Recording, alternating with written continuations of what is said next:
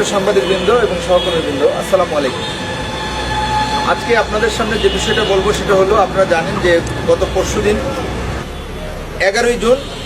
OC সদর থানা আপনার একটা মোবাইল ফোন রিসিভ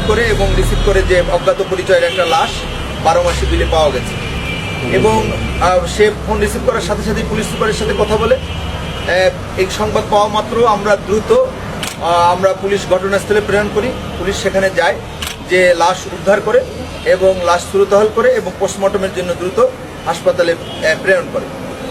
একই সাথে আমরা জনগণের সহায়তায় লাশ আমরা আইডেন্টিফিকেশন করি, যে ভিকটিমের নাম হচ্ছে শফিকুল ইসলাম, তার বাড়ি তিলকপুর, আক্কেলপুর, জয়পুরহাট।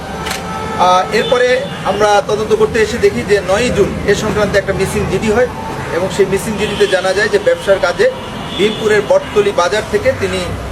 9 তারিখ দুপুর থেকে মিসিং হয় এবং সেখানেও একজন অফিসার অনুসন্ধান কাজ শুরু করেছিল। তখন 11 তারিখ আমি আমাদের অতিরিক্ত পুলিশ সুপার, আমাদের এডিশনাল এসপি অ্যাডমিন সহ অফিসার ইনচার্জ এদেরকে এবং আমাদের ভীমপুরের চৌকস অফিসার সহ তাদেরকে নিয়ে আমরা একটা টিম গঠন করি এবং সিরিয়াসলিভাবে এই হত্যাকাণ্ডের জন্য আমরা কাজ শুরু করি। আমরা গোপন তদন্ত সোর্স তথ্য প্রযুক্তি বিশ্লেষণ করে প্রথমত আমরা জয়নুলকে অ্যারেস্ট করি নওগাঁ শহর থেকে, আশরাফুলকে আমরা অ্যারেস্ট করি মান্দা থানা এলাকা থেকে এবং আশরাফুলকে এই চাকু সহ অ্যারেস্ট করা হয় এবং একই সাথে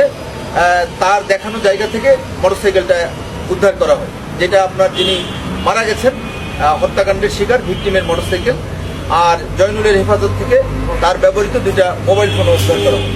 তাদেরকে জিজ্ঞাসাবাদে জানা যায় যে 7 তারিখ তারা সকাল 11টার দিকে সুতিহাটে তারা প্ল্যান করে যে ব্যবসায়িক কাজে লাভবান হওয়ার জন্য এবং তাকে সরিয়ে দেওয়ার জন্য এবং তার টাকা পয়সা নিয়ে যাওয়ার জন্য এবং তার মোটরসাইকেল নেওয়ার জন্য তারা তাকে মূলত হত্যার পরিকল্পনা করে। সে মোতাবেক তারা 8 তারিখ আপনার ভীমপুরের কলেজ মোড়ে আসে এবং সেখান থেকে তারা 3 জন অর্থাৎ আসামি 3 জন, একজন পলাতক সহ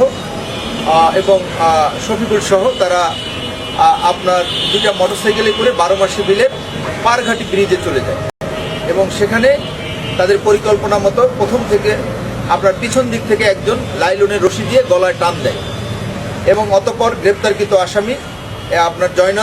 জয়নুল তার হাত চেপে ধরে এবং অপর গ্রেপ্তারকৃত আসামি তার পা চেপে ধরে।